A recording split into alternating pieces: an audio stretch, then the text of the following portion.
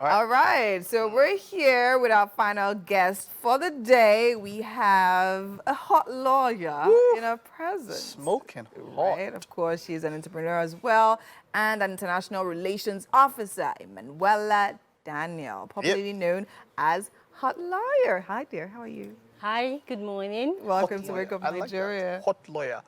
Wait, why the sobriquet, hot lawyer? Basically, when I started this, it was meant to be something different. So the name we came up with at first was meant to be the law of business, okay? But then when we sat on it and then we started to talk about it and actually understand the fact that, okay, there are a lot of people, there are a lot of things that we need to touch on, which is more relatable to everyone. So we needed to have something that will carry everyone and not just a particular demography of people, which is why we changed from the law of business to hot lawyer. So the hot in the hot lawyer is basically to create a form of curiosity in the minds of people.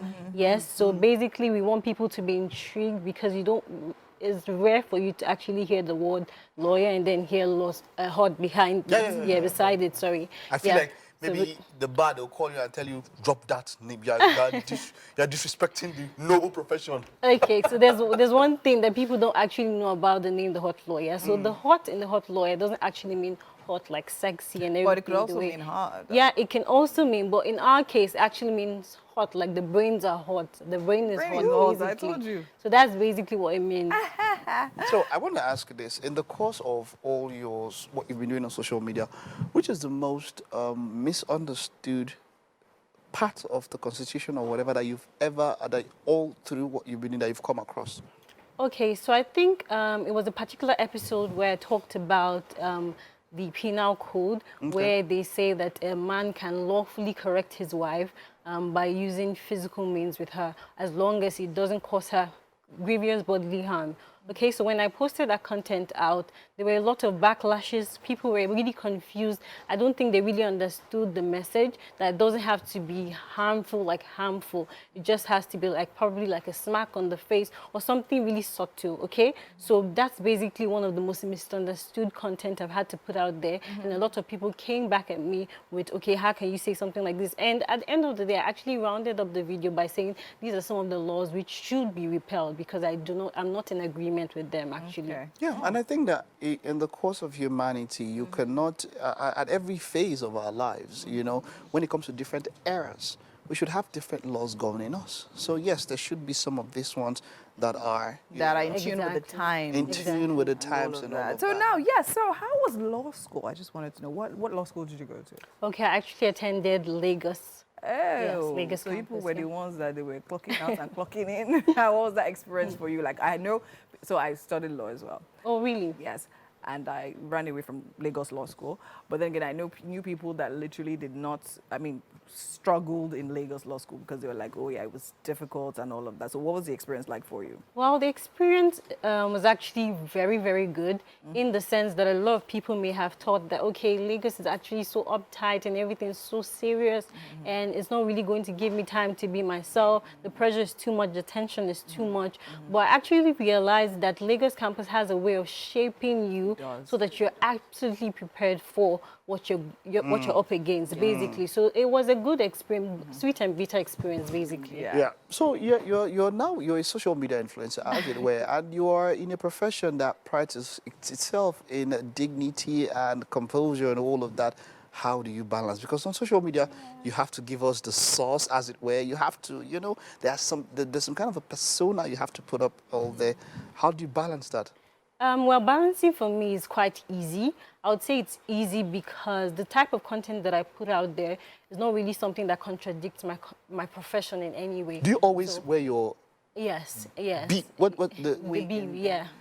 You always do that? Yes, I do. I'd have loved the lawyer. Basically to create the effect of all the lawyer thing, yeah. Yeah. So now, is that all you do on social media, or do you actually practice? Do you go to court and things like that? No. So basically, I have many other things that I do apart from this, but it's not really related to law. Yeah. Okay. So I work with an international organization. I'm actually the international relations officer. Okay. It's called AYE, Africa's Young Entrepreneurs Organization. So it's an organization that has been helping young people in Africa, not just in Nigeria, because it's a Pan-African organization. So it's been helping young people in Africa, supporting them, showcasing them for poverty eradication, for job creation, and also for economic I development. like all of this, but how do you hang out? How do you have fun? How do you hang out? Have Have you seen lawyers hang out before? So that's what I'm asking. You don't I'm wanna curious. know. I want to find out, how do you have fun? What's fun for you? How do you spend your leisure time?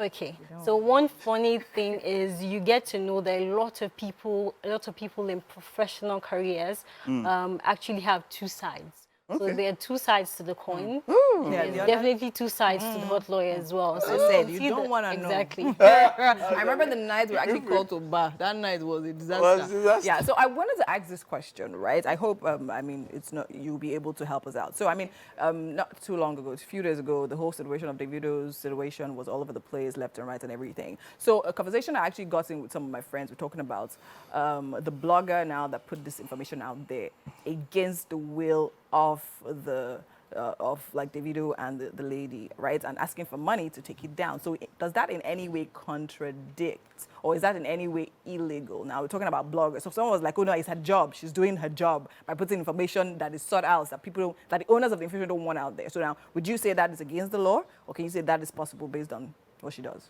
Well, to me, it will depend, okay? Because in my own perspective, whatever she's putting out there, is it true or is it false? So if it's false, then it's a whole different ball game, okay? Then she has really no right to do that. Yes. But if it's actually true, then there's no defamation. There's actually real content that she's putting out there. So we can say it's her job and she's not really committing any crime per se. But it depends on how you look at it at the end of the day. Okay. Yeah. Okay. I mean, yeah. All right, wonderful. So I wanted to go back, but now this is going on like this. Where do you think that you're taking this to? How far do you think you can take this to? What, in fact, where's it first going? off, before you get there, what was the response like when you started, and what is it like now, and what do you think it's growing to? Okay, so just to answer your question, the journey has been a very, very positive journey. I mean, the responses that I've been getting and the feedbacks that I've been getting from people that have engaged with my page has been really, what was it called? Encouraging, okay?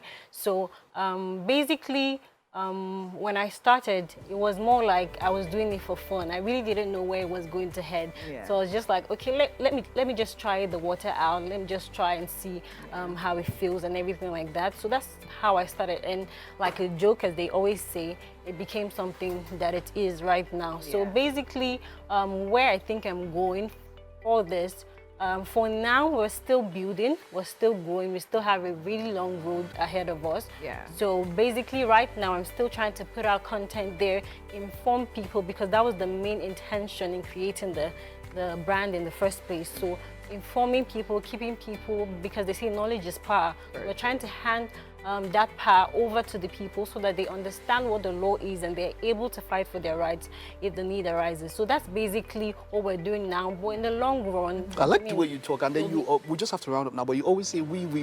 Yeah. Who are we? Who are we? Yeah. So like I mentioned, I have a family, an Okay. entire family backing me up. My organization, You don't call them team, call them family. Yes, You we like call Fast and ourselves Furious. we call ourselves family. Yeah, Family. so I have an Vin Diesel. entire family backing up. She sounds like Vin Diesel now. It's all about family. Well, we'll just take a time and I'll thank you for talking to us, right? We'll take a short break now. Stay with us. We will be Yes. back, of course. With the Mazzino games. gesticulating all the way. Back with that.